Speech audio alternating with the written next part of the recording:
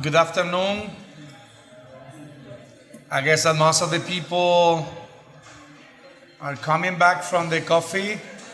We have a tight schedule, but we are on time.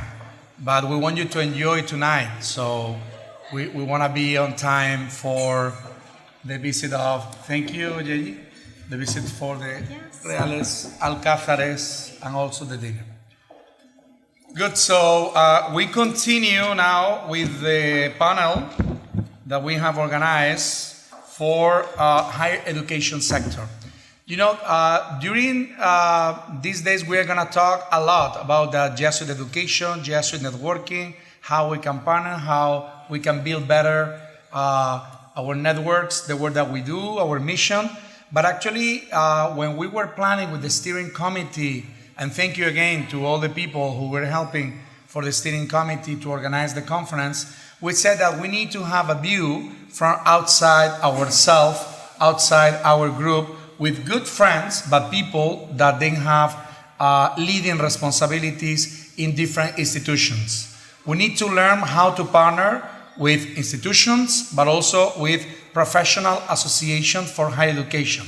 That's why when we organized this panel, we suggested to invite two leaders, two champions in higher education. Alfonso Gentil, he's the general manager of the CEPIE, and also Laura Rumbley, associate director for knowledge and research at the European Association for International Education. Before to introduce them, I would like to say that we, as Jesuit universities, we need to partner and we need to know how the institutions and the associations work, but not just only from the point of view of our own institutions, because normally when we go isolated, like, I need to apply for funding for Erasmus Plus from the point of view of Loyola Andalusia. We apply to CEPIE, which is the European agency also in Spain that distribute all the Erasmus Plus funding. But we need to think about not just only how we do all these projects alone. We need to think about how to put those projects and funding at the service of the mission. We're very grateful to CEPIE because it's helping very much what we do every day in terms of Erasmus Plus, and also how we can use the funding not just only to collaborate within Europe, but also outside Europe.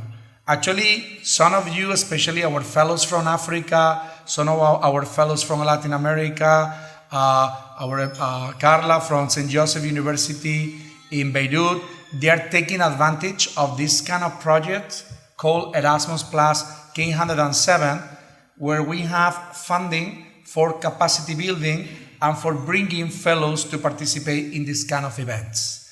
That's something very important. In the other side, we're also very grateful for all the support that the IAJU it's also giving to us, not just solely as institutions, individual institutions, but also giving us the opportunity to introduce ourselves as a network. For example, in the previous picture, and I would like to pay a little contribution for what happened in Seville in 2017. Please, the other one. La otra diapositiva. Esa, yes. Many of you, especially some of you that you are more senior, you are in that picture. You remember that one? That was in 2017. For the first time, the brand, the International Association of Jesuit University, it was introduced in, it was the first time that we displayed it ourselves under that brand. It was even 1 year before the official presentation in Bilbao. That was at the IAE conference in Seville. And as you can see, all the stands from different Jesuit universities we were together. We even did, por favor, la otra diapositiva.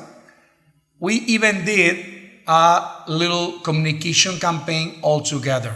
I guess that so far it has been the only time that we partner as Jesuit institution with Times Higher Education doing our communication. all those Jesuit institutions, and actually, as you can see, there were not any from Africa, which was a big mistake that we are trying to solve in this 22 conference. So we are very grateful for all the African fellows coming. We have to display ourselves with the support of institutions and also with the support of professional association.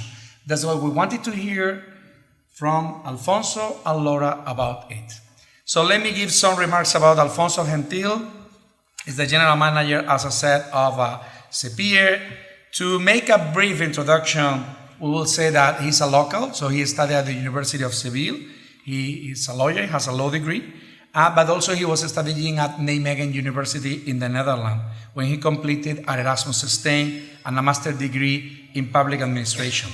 Since 2007, he's part of the highest public servant category in Spain that bring him to several positions as the director for the internationalization unit at CEPIE, where we met. Actually, we met in Boston, I guess, in the NAFSA event in Boston. So everything is related. In addition, he has previously worked for many foundations at the Ministry of Culture and also with the Ministry of University. The recent appointment, which is kind of important, is the general manager of CEPIE.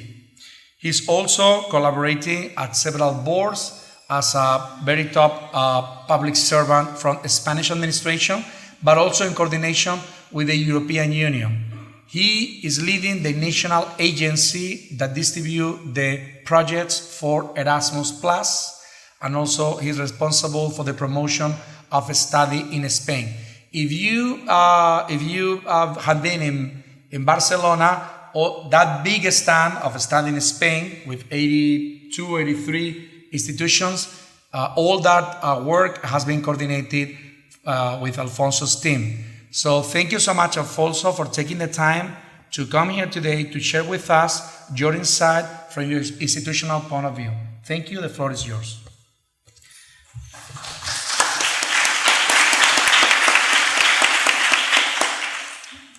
Thank you very much, Borja. It's a great honor and a pleasure to be here with all this network of Jesuit universities. It's also always a pleasure to come back home because I'm here. I'm from Seville. I'm afraid it's not possible for me to be tonight in the Alcázar with your wonderful visit there and the dinner, but I hope everyone here can enjoy the visit and our outstanding city, I must say.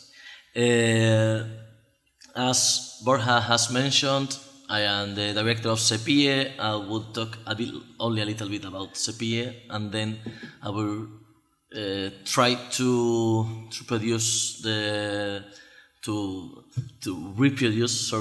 the main figures about internationalization in Spain. Also, I will talk about Erasmus+, the international dimension of this program, because it's really important, not only within the European Union, but outside.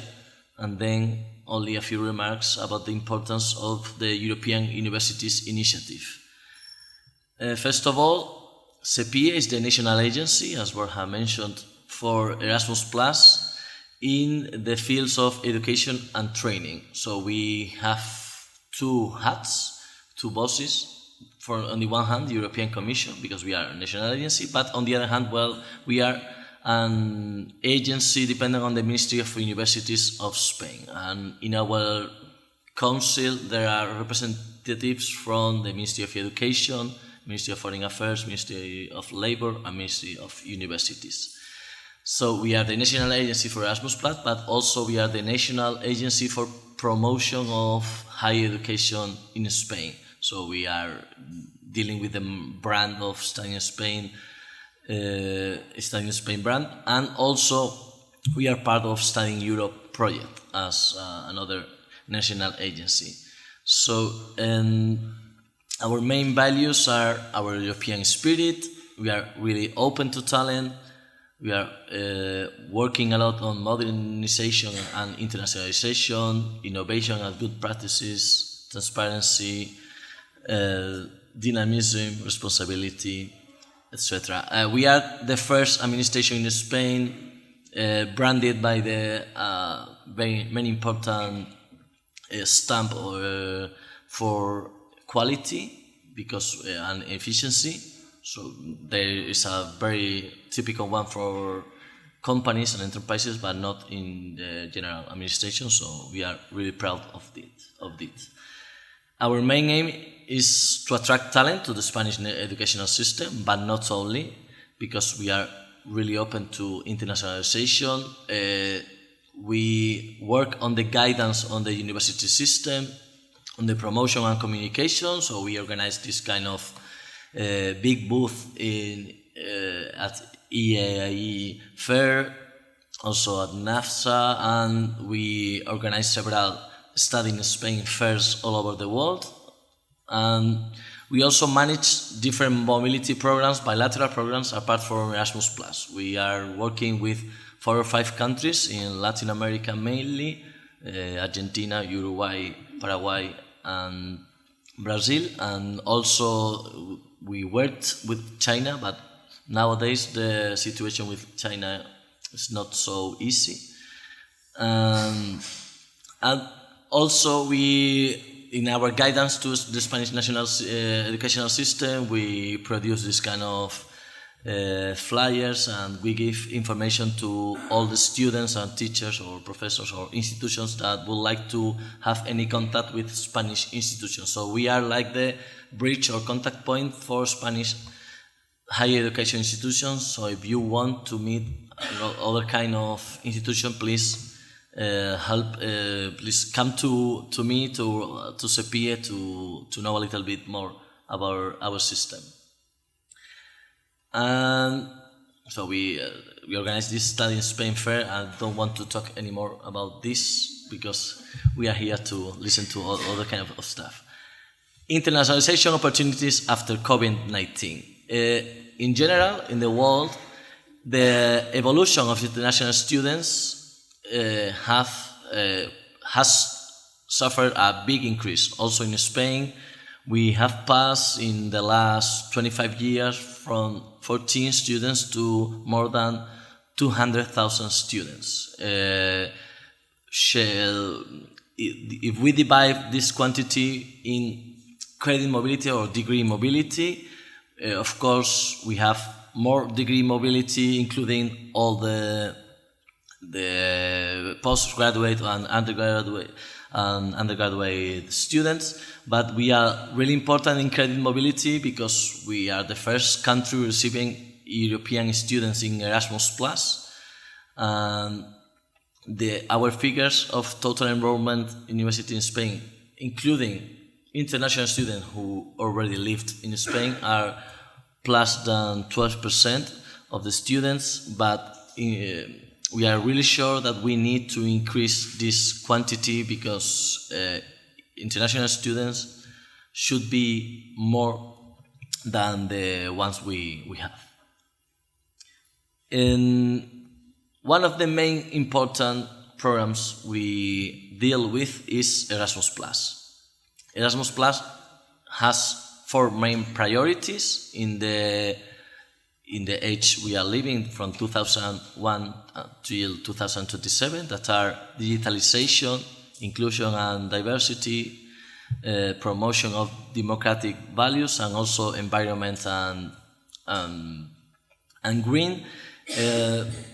That means that the main projects that are going to receive financial and budget from Erasmus+ are related to those priorities. So the assessment and evaluation of these projects always, that the projects that include these main priorities always receive more points, so it's easier for them to receive financial funds. And apart from the European Union, Erasmus+ is participating in different 137 partner countries worldwide.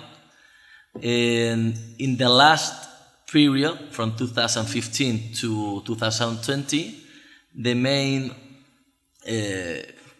countries that receive projects with, or that produce projects with Spanish institutions were, we passed from 76 in 2015 to more than 156 eligible countries that were, and in Spain, there were 59 in 2015 to 114 in 2020. In total, there were 122 different countries all over the world that had projects with Spanish institutions in that era of Erasmus Plus 2015 till 2020. So that means that in the number of projects, CEPIE financed 484 projects. We were requested every year for the last year, for example, we were requested for 133 projects, but we could only finance 117. So our success rate in medium was 79%. So we always receive more requests than the money we have. So every year we can finance only this almost 80% of the projects requested. In mobilities all over the world, I repeat, we financed more than 30,000 mobilities. 65 of them were incoming students, and 51% of them were for students. It's important to say that Erasmus Plus does not only finance students' mobility, but also staff or teachers, so it's a very good way to finance projects, and it's not always so expensive. This kind of project you can present is always with an agreement you already have with, in our case, Spanish institution or an institution from other parts of Europe. But in my case, I must try to provoke you have an agreement with a Spanish institution, and here you have a few of them. So just to let you know, the budget we have moved in this international dimension. The last time was 23 million euros. We have to sum up 1 million euros that the Ministry of Universities put to the Americas region, Ibero-America region, Latin America, sorry. In the new program, you will see this quantity is going to be higher.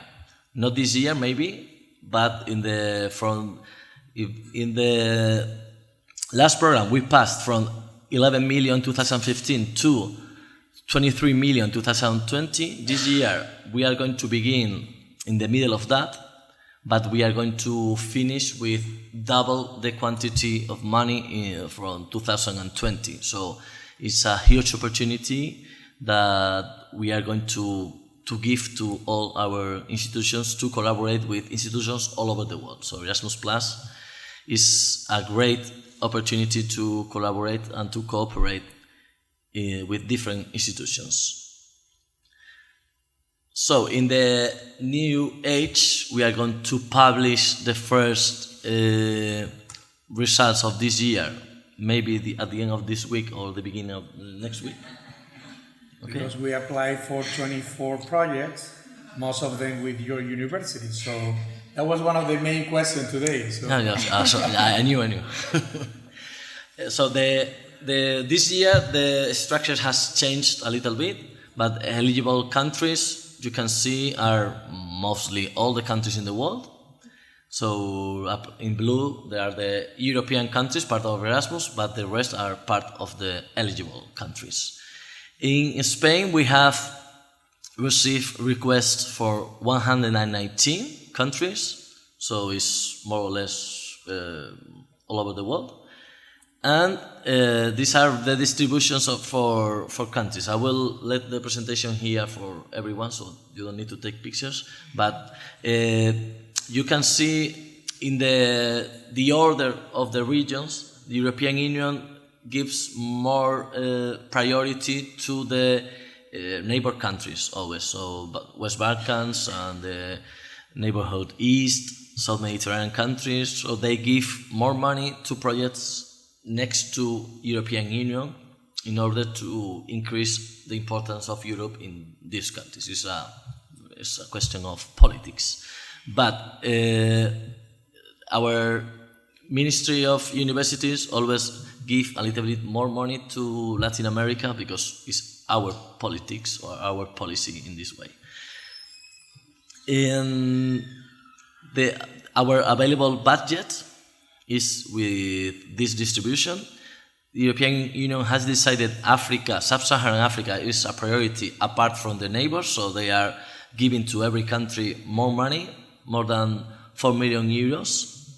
So in total, as I mentioned before, we were in the middle, so we are going to distribute 18 millions of euros in all the countries, plus 2 million euros from the Ministry of University, so we have passed from 1 million in the last years to 2 million. We have doubled the amount of money that the government of Spain gives to the Latin American region. So we passed from the 500,000 euros to 2.5 million of euros. And we have there you can see the requested budget. So we have an excess of demand in several regions that is really, really high, like the Caribbean, for example, or Latin America. We have requested budget for more than 28 millions of euros, and we can only give 2.5 million, so it's obviously not enough. Or in Asia, for example, is more or less the same. We receive requests for more than 16 millions, and we can only give 1.5. But we are working strongly on receiving more money because we have a lot of requests, and we know we are going to receive more money from the European Commission because we are ready to spend all the money we receive. So, and they give you more money to the countries that can spend all the budget they receive. And so the number of applications, you can see that Latin America region is the most important one, with Chile and Colombia and Mexico in the first places. We have here, there are colleagues from all these countries, so I encourage you to continue applying and trying to get partners from Spanish institutions. But US and Canada is another high region, and we would like to have more finance, for more budget for this region. In the less requested regions, we have Middle East, and the most requested one is Latin America. This is more or less the distribution for regions. This is in Spanish, but I think you can understand. And that was all I wanted to say about Erasmus+. Just to finish with my presentation, I will talk a little bit about the European Universities Initiative.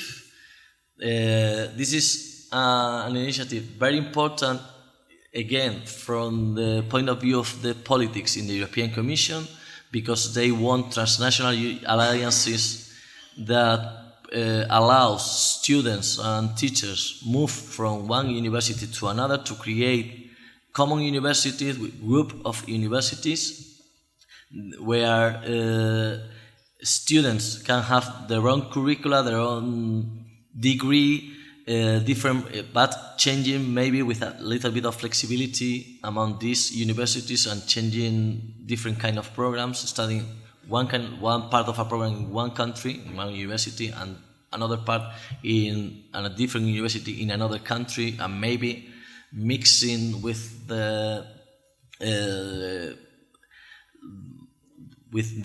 tools of mobility, without mobility, meaning from home. You can study from another university outside your home, and Spanish institutions has joined the initiative very enthusiastically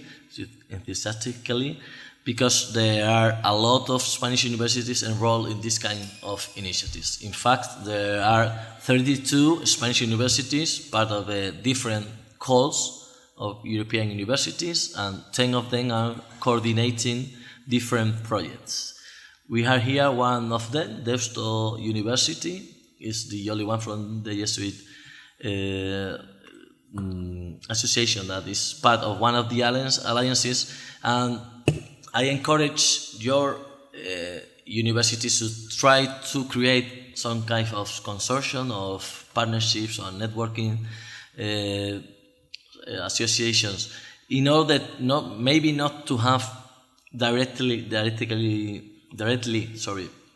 an European university alliance, but maybe to try to attend the different calls that we are going to have in the next years, because this is going to be the future. The future is about creating projects together, having partnerships together, and create and encourage this kind of networking associations, because it's the way the students are going to move in the future. Students cannot have a complete program without an international experience, maybe with internationalization at home, but it would be very important to have not only the degree you receive at home, but part of a program outside. So this is the future, and this is what I wanted to tell you this afternoon. Thank you very much. Thank you.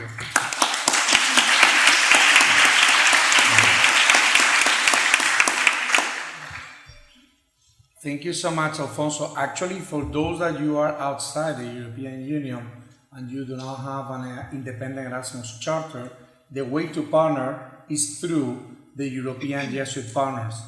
In Europe, we have a moral responsibility because we enjoy probably the biggest higher education system with public funding in the world.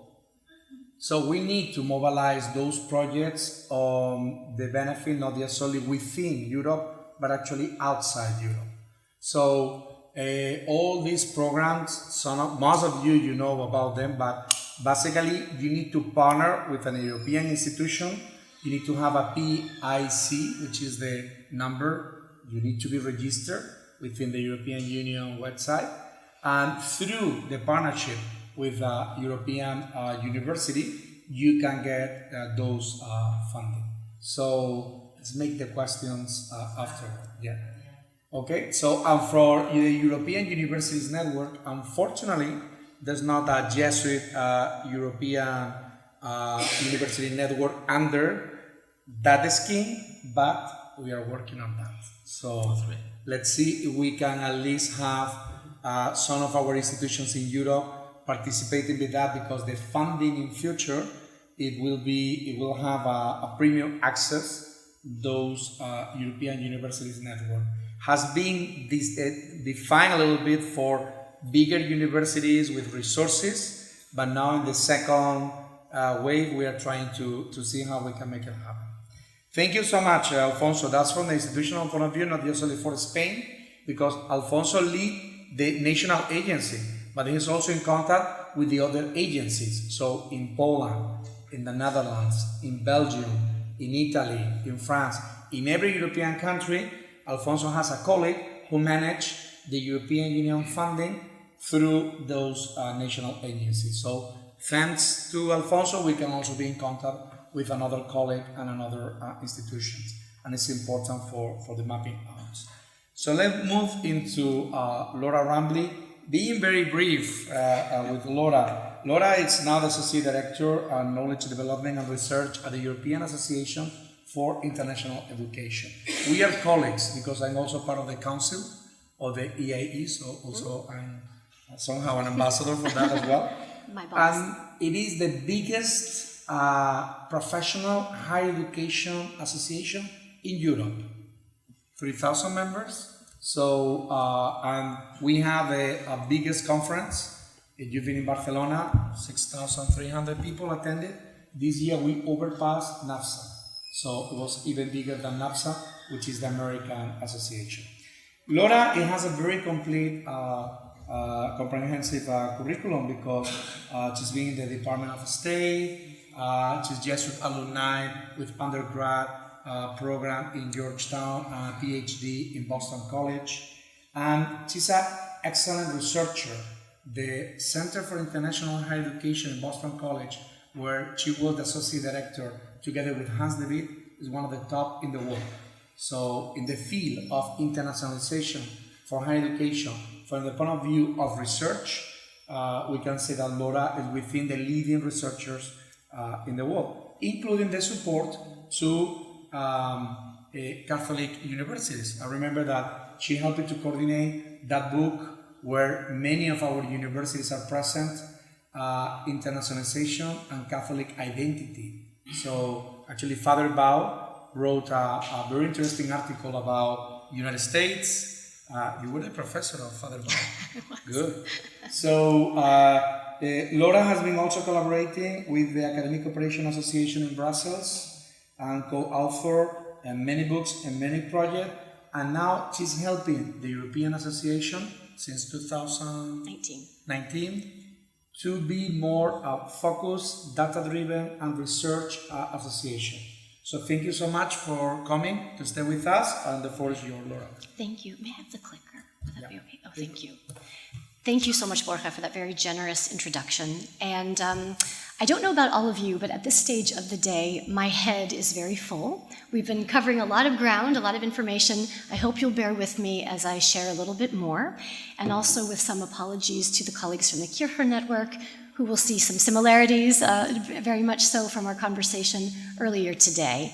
But in addition to feeling a full head, I have to say that I have a very full heart right now.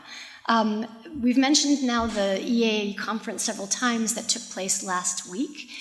This is an annual event that the EAE puts on, and under very normal circumstances, it is a rather joyous occasion. People really come to this event. It's almost like a big family reunion. There's a lot of passion around international education, and sometimes we jokingly say it's as if internationalization is a religion, that people really think this phenomenon is something that is an inherent good and does good things in the world. Being in the presence now of real faith, a different kind of faith, and to see that this community is so very interested in internationalization is extremely gratifying. I think there's some phenomenal synergies between what's happening within this association and within the association that I represent. And it is my job today to share a little bit about that association as a colleague, not as an expert, as somebody who knows all that needs to be known, but rather to come to you as a sister association and give you a little indication of who we are and what we do, and hopefully some ideas for how this might be useful to you as your association evolves. And I have very high aspirations. I think it's extremely exciting what you're trying to do. So in brief, I just want to say a few words about the EAE, the very difficult to pronounce acronym. I'd like to also share some reflections that I have about what the EAE has learned over the course of its existence and what it's trying to do, and then try to put forward a couple of ideas about what this might mean for IAJU, which I really like that one. It's very easy to pronounce. Okay, so a little bit about the EAE. We're a little over 30 years old. We are headquartered in the Netherlands, in Amsterdam. We have a commitment, as you can see on the screen, to fostering excellence, responsibility, and impact in our particular area of work, which is international higher education. We are indeed a European association, but we're very clear about the fact that this work exists in a global context. And so being aware of, being connected with global dynamics is vital for us to be able to do the work, the good work that we're trying to do within the European context. And as Borja has mentioned, we typically have in a given year about 3,000 members. And over the years, a growing attendance at our conference, our annual conference and exhibition, which I'll talk a little bit about in a moment. We often like to put forward this slide that I think helps put even our big conference or our sizable membership into some context. We have some kind of rough calculations that there really is a very large population of people working on international education in Europe. Here at this event, we've seen that there is a little army behind Borja, and at your institutions, there may be one or two or a similar little army, which means there really are a lot of us out there doing this work. Some of us are more visible than others, but that doesn't mean that there isn't this enormous momentum going on within our institutions. And I think very important for us to recognize that and know that this is really a key population to tap into and to support and to guide. So the EIE has recently developed a strategy that we are hoping will guide us thoughtfully through the next several years to 2026. As you all have been talking about the work of IAJU, the various regional associations, I think it's very interesting to see some similarities of language and similarities of interests and focus in that at its essence, we're trying to make the world a better place and trying to use internationalization not as an end in itself, but as a vehicle to do other good things in the world, in the lives of individuals, in the lives of institutions, local communities, national communities, and even more regionally. And in order to get at that good work, it's important for us to kind of order our heads. And this diagram that you see on the screen gives you a mental map of how the EAE is trying to stay on a course and be focused in the way that it does its work. First and foremost, by thinking about why we exist and what is it that we're trying to do. And you can see that in that inner circle, we are extremely keen to enable the sector, to give our colleagues and professionals knowledge, skills, and abilities to do their work well. We have a very important imperative to demonstrate impact. It is not enough to say that international education does good things, but rather, in order to make our case to the world and really make good decisions about what we want to do, we do need to understand what impacts we are having. And so that's an area in which we're also trying to do work. And then, of course, we can talk to ourselves all day long and all be in agreement about something, but there are other stakeholders out there and decision makers that who hold the funds or who hold the power to make things possible or not. So influencing and engaging those populations that are somehow having an impact on our work, making it harder or easier, is also very important. We, at the same time, need to be guided by key values, and I'll talk about those in a minute, but I want to draw your attention to the bottom of the diagram, in which we are trying to articulate very clearly our interest in operational excellence. We can have all the nice ideas in the world, but if we don't have systems, if we don't have expertise, if we don't have knowledge to do what we need to do, then we may not be as effective in that work. And that's something I'll come back to as we continue to chat today. So just very briefly to let you know that the EIE's board and community has articulated 4 values that we are using as our guiding lights as we move forward. In all the work that we do, we are trying to think carefully about whether or not that work is sufficiently collaborative. Is everybody around the table who needs to be there? Are we inclusive in the way that we approach our work? Are we inspiring? Do people feel that they're in the right place at the right time and are excited about what they're doing? And are we, as again I have mentioned, are we doing work in a way that really stands out as excellent and not mediocre? So those are our values. The EIE undertakes all kinds of different specific tasks to, again, advance this agenda. We are fundamentally interested in cultivating peer learning and offering quality networking events so that people can talk to each other. As an association, we're trying to get out of the way and get people together to learn and engage with one another. And in that process, we're also trying to provide opportunities to debate hot topics, to explore new trends, to really offer practical advice, research-oriented information, etc. And that comes out in a variety of different ways. As you see on the screen here, at the moment, our community has 15 what we call expert communities. And I find this slide rather interesting in the sense that it gives you a bit of a map of the field of international education in Europe as we currently see it. Very clearly, mobility is a bedrock activity, extremely important, but in addition to that, there are all kinds of other ways that people are working with international education, whether it be with alumni, whether it be from an employability standpoint, whether it be that very key issue raised by our colleagues previously about internationalization at home, the immobile majority of our students and faculty members who are not out in the world, but indeed need to develop skills and knowledge and awareness that our international education programs can help cultivate. This is an example of how the EAE sees this work. I think it's very interesting to look at the way that other associations around the world also articulate this.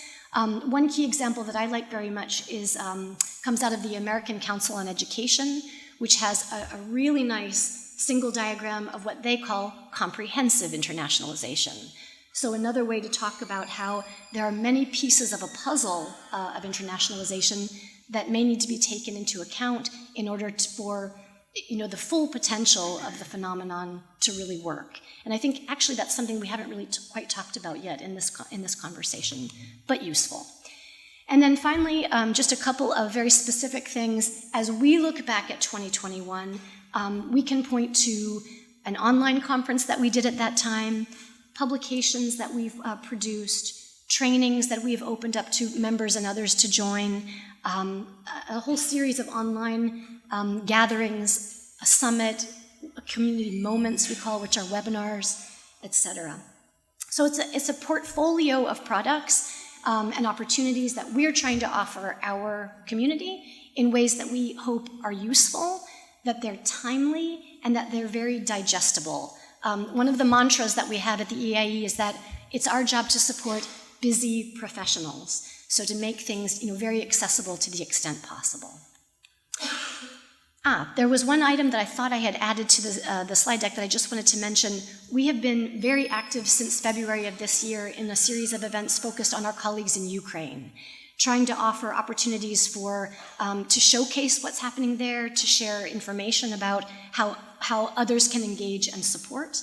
And we have a resource page dedicated to that. We were also able to offer a free stand at the EAA conference, an exhibition that allowed representatives from Ukrainian universities to be present and visible and have a place to welcome visitors and talk about what's going on and make some plans for the future. So a really urgent issue that's been on our minds this year. I know we're short on time and I seem to be a fast talker, but I'll try to be as clear as I can.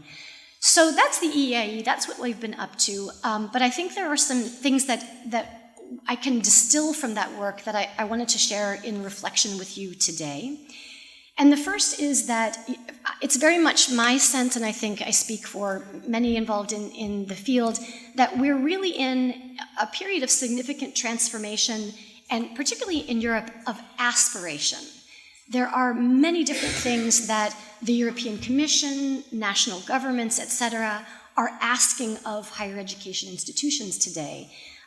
Asking them to be very, very deeply implicated in solving the major problems of our time.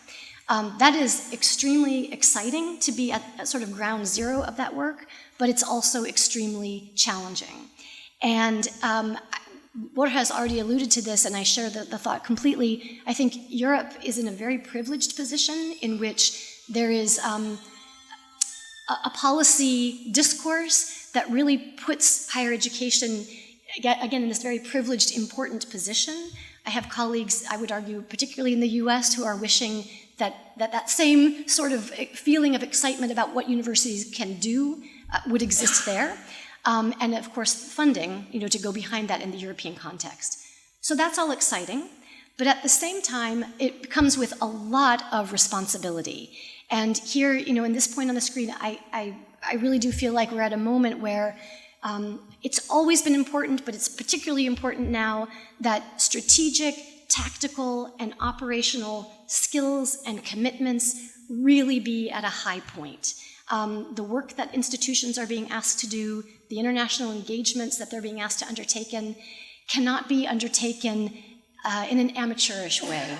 they really require a certain level of competence that requires us to really dig in and do some hard work to develop those skills. And again, in this moment, collaboration is, at an all-time high, and there are some important things to think about when we think about collaboration. We must think internally about what does a commitment to a collaboration mean for our institutions, what does it mean for our network to come together to collaborate, and what does it mean when we think externally? How do we make decisions about collaborations that we want to undertake? How will we ensure that they will do what we want them to do and last as long as we may want them to last? So there's a lot of complexity, I think, now embedded in what we've always done, which is collaborate, but again, a higher level of engagement is the order of the day. I'll note a few other notes about that, and this is just an example from the EAI's perspective. We have always been an organization that collaborates with others, but recently we took a look at our partners' web page, for example, and saw a whole lot of things and organizations up there that are really not as active or as relevant as they once were. And in the last year or so, our board has become very tight and focused on what kind of a process are we going to use to make decisions about our collaborations, and how do we conform to a clear policy on this work. So as institutions, but as an association, you all, I think, need to be thinking about these questions as well. What is the process that's involved in engaging in collaboration, and how do we remain consistent in the work that we do in that area? And then finally, the age-old mantra of not biting off more than we can chew, recognizing that collaborations can be enormously time-consuming and complex, and really the number and types of collaborations that we engage in really need to align with the capacity that we have at any given moment. That is not rocket science. I know every one of us in this room knows that, but I think sometimes saying it out loud and reminding ourselves is quite important. So very briefly, a couple of considerations for this group. There's been already some discussion, and I won't go into it in great depth here, but I indeed also agree that IAJU really does need to think about what it is on the global higher education landscape. What is the unique value added that can be offered? And the why behind you exist in this very crowded, very busy global higher education environment. In thinking about that position, there needs to be some very honest reflection about the strengths and weaknesses that this association brings forward. And as you unpack that, that really opens the door in some very interesting discussions about how to fill those gaps, how to strengthen those weaknesses, how to let go of some objectives or activities in favor of the areas in which there is strength, in which there is capacity, and in which there is commitment. I think it's really important, kind of in alignment with this thinking, that IAJU and other similar associations not only talk about their unique characteristics, but also how those characteristics align with interests that extend beyond the network. The things that you all are talking about are incredibly important to a wider society and a wider world community, and being able to speak to that in language that can be understood outside of this community, I think is very important. The last thing I wanted to say, in alignment with what others have talked about here, are a whole series of things that at the EAIE we see as key trends, and I think are very much on the radar of this organization. And in the interest of time and not being too repetitive, I will stop there.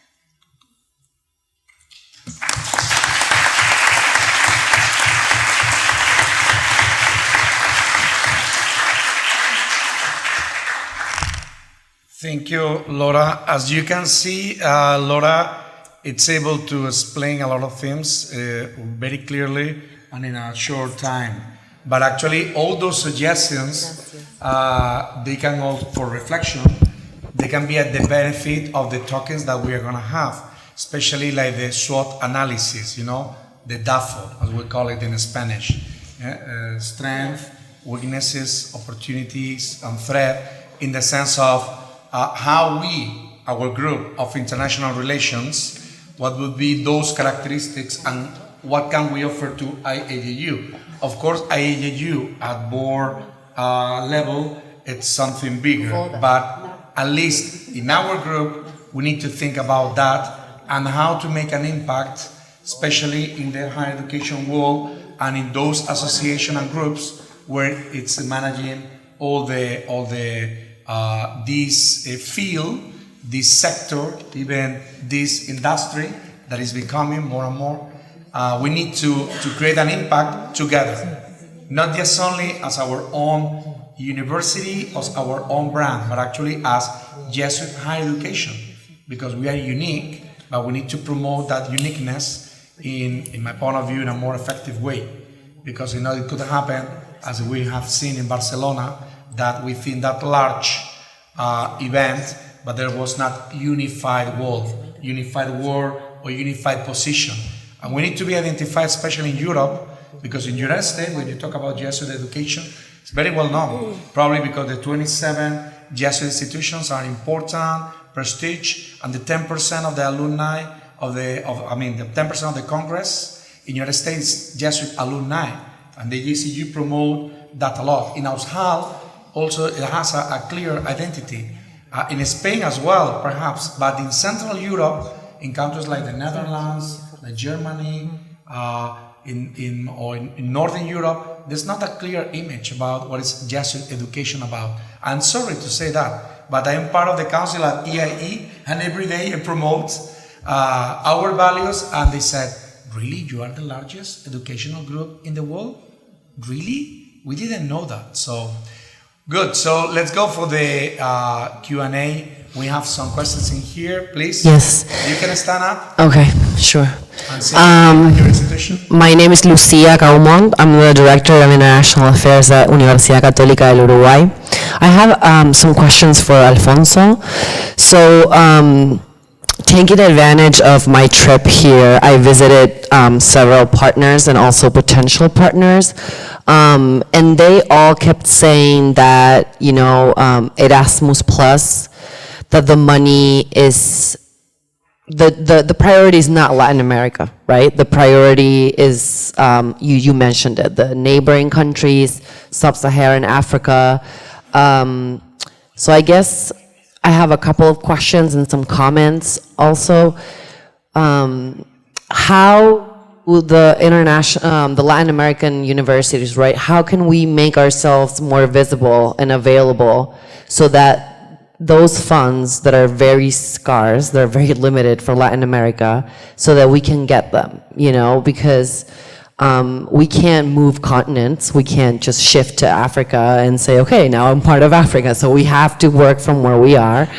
And I guess my other question is, I don't understand really, I think it's a little bit contradictory. You showed the numbers. The requests made by higher education institutions are overwhelmingly for Latin America, and yet the money is overwhelmingly for other areas. And so I'm very grateful that the Ministry of Universities is supplementing the European Union money for Latin America.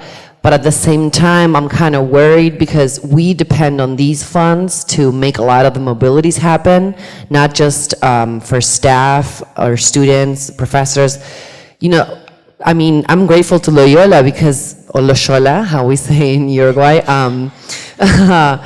we had a mobility by a non-academic staff person. I think it was this year or last year, I don't even remember. And it was the first time in so long that somebody that didn't have a PhD, like, most of us do here, could actually move and go and learn about best practices elsewhere. And so why is that discrepancy? Why the money is not going to Latin America when overwhelmingly the Spanish universities are asking for Latin America? And then how can we be more visible? Because the partners were also telling me, I'm not even going to be concerned with outside of Europe because the money that's coming from the European Union is for the European Union, so I'm not even going to worry about outside mobility. And that's concerning, not just because we depend on that money, but because it reinforces the Eurocentrism that I think we all have been, like, inherited as colonial subjects, and we're trying to move away from that. And so I guess questions mixed with comments, with critique. So yeah, I'll leave it at that. Thank you so much. Thank you very much for this interesting comment. Erasmus Plus is a really big program. It's a very good program, but it's something we can improve for sure.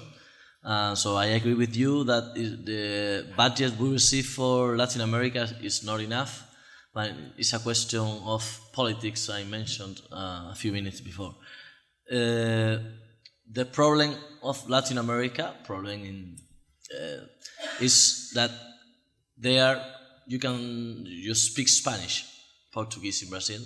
So here in Europe, Spanish is like a competitor with other languages, and the Eurocentrism is not located in Spain, but in more northern countries. So the pressure or the lobby we are doing is not enough.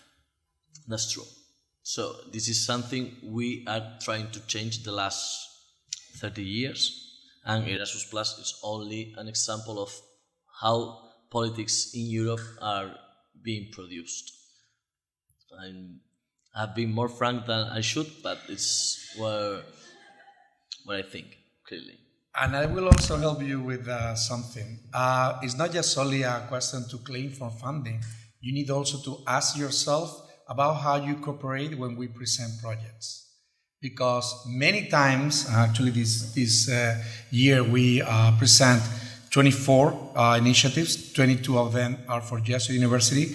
We ask information, involvement, so we need to have your inputs to create better projects. And sometimes, just only sometimes, we do not receive the information, and somehow we have to fight, and it's a lot of work. At the end of the day, part of the money comes from the coordinating institution, which is OS, Organizational Support, but the biggest part of the cake goes for a scholarship for incoming people or outgoing, but in many countries, only incoming. So we need you on board and think about how you can help us better in order to present more projects. Because it's not the same when you claim for that, but actually when you say, hey, I really did all this brief following the call, because you need to read a lot of pages in the call, and you have partners within our network, but probably to the Jesuit institutions in Spain that you are partnered with, when you present a project that is already 99%, let's say, focused, well prepared, and focused, the university will be able to present. But if we have to do it by our own, it's difficult to do it more.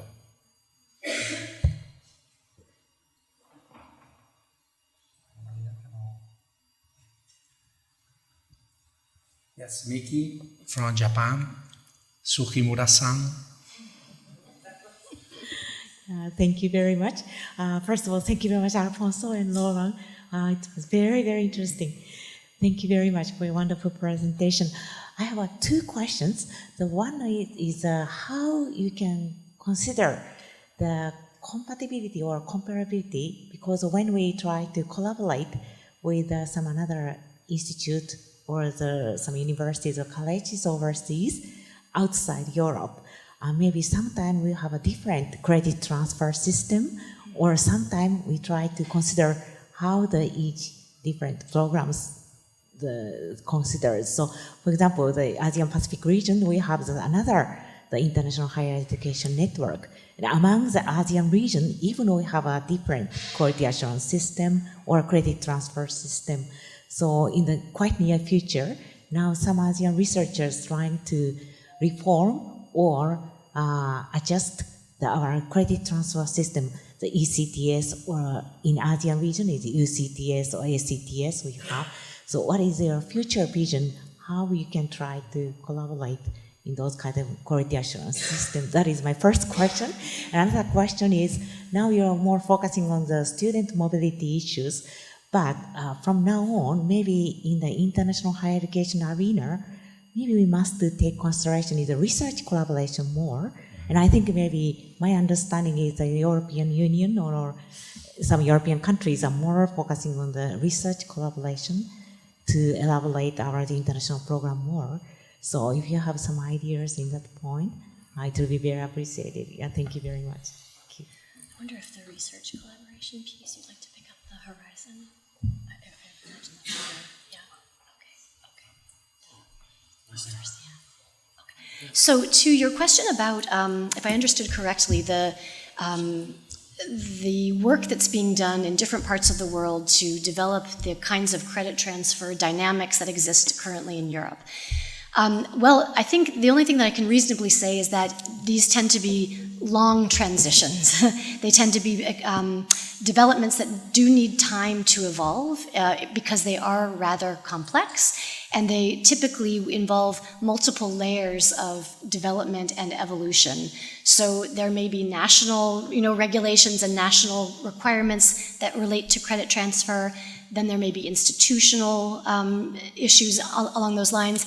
Then there may be, at the program level, even additional kinds of considerations.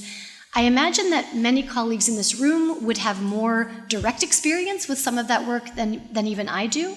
But I think it is very ambitious for a world region to undertake this kind of journey, and that it is one in which I think you have to be reasonable in terms of pacing over time. That generally speaking, it's a process that will take some time. I don't know what to say much more beyond that, other than that there may be some individual programs or individual institutions that can be singled out as pioneers or leaders in the work that they have done to get beyond obstacles in that area. They've been particularly good at advocating for different kinds of change, and using those people, those institutions, as examples that others can follow and learn from, I think may also be a strategy that can work. But it is a very complex process, and I think the current parallel that we see here in the European context is the move toward a European degree, in which European university alliances are trying to really break down some further barriers in being able to give issue qualifications as a multi-country alliance or multi-institution alliance. So patience, good examples, and I think persistence. Yes, I think the answer of Laura is wonderful. I just wanted to add that in the field of credit mobility is also a question that is not already fixed inside the European Union. So is a difficulty we still have, at least in Spain, with several credit, not in the field of Erasmus, is more or less fixed, but not in the European alliances is already fixed how to create this double or multiple or joint degrees. So in a question outside the European Union, sometimes it's a bilateral kind of solution. For example, with the government of Japan, our ministry has begun to negotiate an agreement, but it's still in the beginning of the negotiation. And we are going to put there also kind of collaboration in the field of research or exchanging of professors and researchers in university system. But this kind of agreements are reached after a few months, even more than a year of negotiations. So, well, let's see. And sorry, only to add one more thing. In the field of researching, there is another European program called Horizon 2020 before, now Horizon. But the European Commission is trying to create more synergies between Erasmus and Horizon, but it's not always easy because management is totally different. So this is a question unfixed for this program. Maybe the European Commission is working on facilitating that Horizon goals could be reached by Erasmus+, but it's not fixed at this time, nowadays. Thank you. Just to mention, we are enjoying right now Erasmus Without Papers, which is the new project. So we are going more centralized also with research in terms of the portal for the European Union. So a number of initiatives in terms of digitalization, the program is they are ongoing. Just to mention, it's difficult, but it's possible. For example, we have now since 2015 a double degree with Loyola Chicago, between Loyola Andalusia and Loyola Chicago. So in 4 years, both students for both communities, they can get both degrees. And we managed to fundraise 200,000 euros from Erasmus Plus K171, because we put together not just only the mobility for the student, but actually the capacity building for the staff and also collaboration in research. So in everything that we do, for example, with many countries, including the United States, it's in every program that we have, for example, faculty lead programs, which are very popular in the United States. It's a tremendous opportunity to partner, to pairing faculty there, faculty here, and finally, when you put together faculty from the same field, involving students and involving this kind of experience, they finally also find some common research topics, and you have a lot of papers that they produce, projects that they make also the university better. So we need to think about comprehensive point of view, internationalization, and connecting the dots in the sense of, since an exchange program, you can build a double degree or even, a campus abroad, or even, an alliance of universities. So we need always to have that point of view. Next question, please. Yes. Our friend from Arupe, Zimbabwe. Yes, thank you so much. Thank you for your presentations. My question is about infrastructure development. I don't know if any of the funding agencies are interested in the infrastructure development, because it seems to me the collaborations are wonderful, the exchanges are wonderful, but in the universities that are just getting started, part of their challenge is in fact building the infrastructure that allows an exchange to be able to be meaningful and happen at that level. Thank you. Well, normally in Erasmus Plus, there is no funding for infrastructure directly, but there are some pilot projects that have been developed directly by European Commission. So because, explaining Erasmus Plus, we are dealing as agency with K-Action 1 and K-Action 2, so only a part of it. K-Action 1 is mobility, and K-Action 2 is associations for cooperation. But there is part of K-Action 2 and a new action, another action, K-Action 3, they are directly directly carried out by the European Commission, that can have specific projects, and they could include infrastructure or facilities or development or different kind of things related to education, but not directly education. I don't have enough information right now, but if you come to me later, I can give you more about how to try to find a partner for this kind of projects, because there are projects in Africa, I'm aware of them, dealing with this kind of things. Just to add to that, and I think you can correct me if I'm wrong, Alfonso, but there is an umbrella organization in Europe called the Academic Cooperation Association, ACA. And the members of ACA are national agencies, CEPIE is one of them, national agencies that are focused in some fashion on internationalization within those national contexts. Many of them also are funding agencies of different types. And it may be a little bit of a project to identify them, but at the national level, there may be some countries that have this orientation and have some funds outside of Erasmus money that relate to a priority that they have for cooperation for development in specific parts of the world.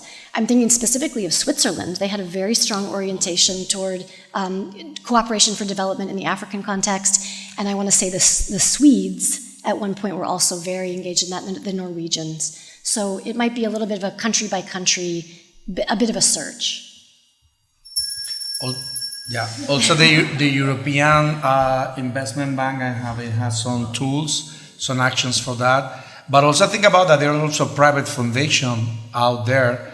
For example, not in Europe, but we've been researching because we want to put in motion a 501c3 in the United States for Loyola. And we have been researching in the United States about funding. And we figured out that there are foundations in US, like Templeton Foundation, that funds university projects in Spain, like the later campus of IES in Madrid. They received $6 million from US. That's a public information, but you need to research in that in the right ways. Actually, that you mentioned ACA, European University Association, the United Nations, all those big organizations. We need also to figure out how we can partner with them in terms to build our capabilities as professionals in order to make the most of it for the opportunities that we have for our network. Any last question? Yes. Yes. Okay, so Sebastian, last question because the bell is ringing. I know. Last question, very brief. Yes. Yes. I will be very brief. It's for both, but especially for Laura. In addition of your Jesuit credentials about your degrees, you worked for a long time at Boston College. So it's interesting your experience working in a more mission-oriented university and working in project about mission and internationalization. Now, from a different perspective, how do you see the contribution of the mission-oriented universities in a more secular context? How we can use for good our advantage of having that, or you see as a disadvantage, or how to articulate our own logic of more mission-oriented institution with a more secular logic? Well, that's a hard question to answer in a short period of time. Maybe as the evening progresses, we can talk more. But I want to say that I think that there is circulating in the higher education communities in which I move a real sense that care for humanity and care for the planet is really urgent. And the alignment of those interests across all kinds of organizations, government organizations, community organizations, educational organizations, people are seeing synergies, even though some of the language and some of the foundations on which that mission rests are different. I just think people are saying a lot of the same things and can relate to one another. So I think it becomes finding a way to speak the right language and to figure out what is the terminology, common terminology that might be used in these conversations so that it's clear we understand each other and can work together. That's my quickest answer. Sebastian, every time that I introduce the Jesuit World into a lay organization, if I need to point out something, it's sustainability and the Pope Francis and the work that he does for Laudato Si, in the sense of it's an area where everybody find that the Catholic world or even the Jesuit world is playing a role, the Laudato Si Universities Network. So we need to figure out, because if we start with other fields, perhaps it's more complicated, but definitely sustainability, immigration, all those topics, I guess, interreligious dialogue, it's quite interesting as well. So, but because when you talk about theology or something like that, the people, they say like, what? They don't know what is that world about. So, especially in Central Europe.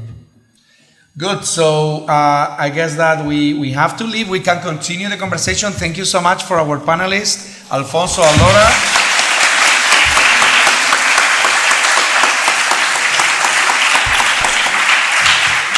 And Ignacio has the floor. Thank you, Alfonso. Thank you, Laura. Thank you, Borja.